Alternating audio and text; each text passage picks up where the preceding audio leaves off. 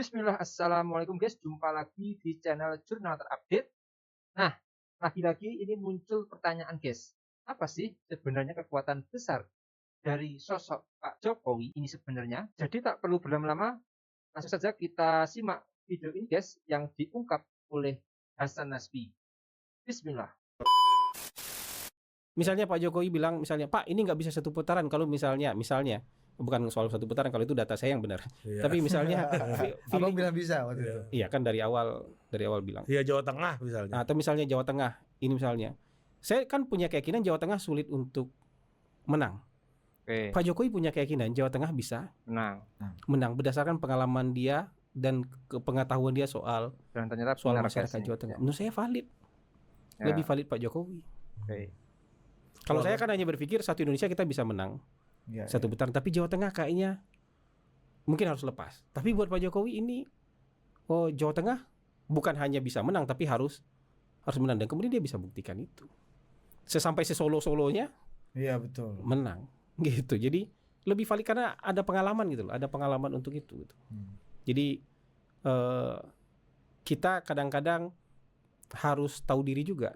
Kita boleh analisisnya bagus, data-data lengkap, tapi ketika berhadapan dengan orang yang mengalami, mungkin gitu, ya memang jauh lebih valid orang yang mengalami. Ini kan nggak bisa kita jadi konsultan pernikahan aja. Kadang-kadang bisa aja kan meramu teori-teori jadi konsultan pernikahan, tapi orang yang pernah menikah itu bisa ngasih ini informasi lebih valid gitu loh.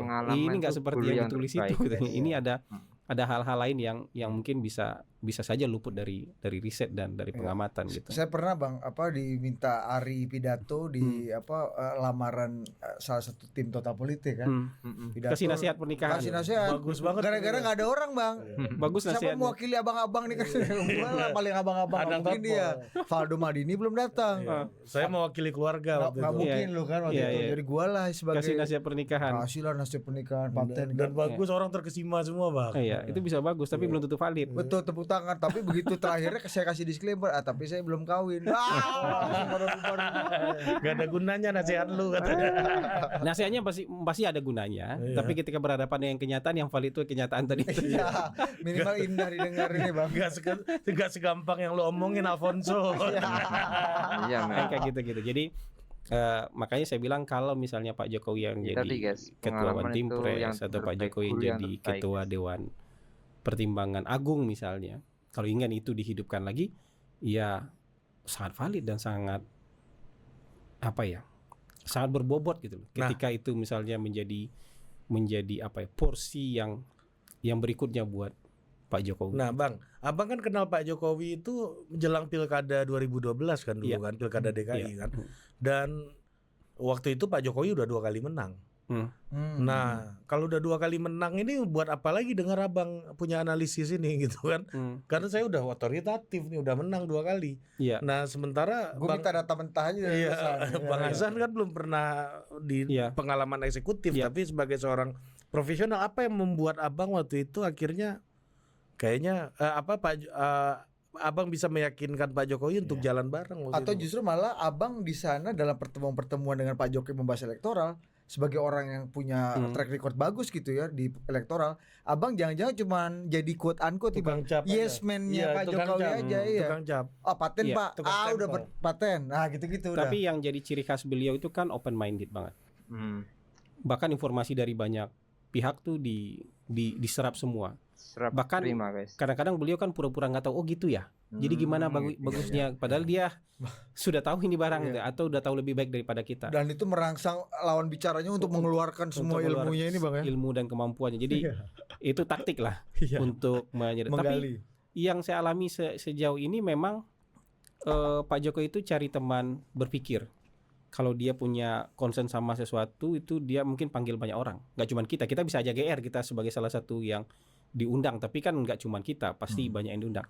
Tapi kalau yang saya rasakan secara pribadi, memang kita punya banyak sekali kesamaan dalam cara berpikir, cara melihat masalah. Saya bawa data, dengan data itu saya punya kesimpulan. Pak Jokowi dengan informasi yang dia miliki, dengan pengalaman yang dia miliki, dia juga punya kesimpulan. Kesimpulan ini tidak selalu 100% sama, tapi lebih sering cocok. Artinya beliau juga waktu itu ketika misalnya tahun 2012, tahun 2014, tahun 2019 kita memang lebih sering bertukar pikiran dan banyak cocoknya. Dan menurut saya juga cara Pak Jokowi melihat persoalan itu sama dengan saya karena kita lebih cenderung melihatnya dari sisi lapangan. Jadi bukan hanya komunikasi oke, tapi lapangan tuh harus kuat. Di media sosial oke, tapi di lapangan tetap harus kuat. Nah ini Pak Jokowi kekuatannya gitu, dia kekuatan lapangan itu yang luar biasa. Jadi tidak hanya di media Pak Jokowi dan agak cocok sama penasihat beliau yang lebih menekankan tim infanteri ini Bang ya. Tim lapangan itu.